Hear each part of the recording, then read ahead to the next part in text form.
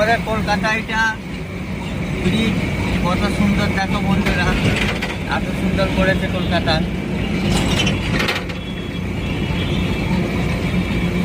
এত সুন্দর করেছে কি করবে।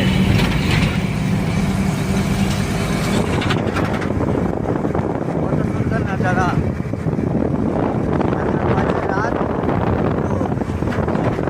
রাত দুটোর সময় কলকাতায় আলাদা।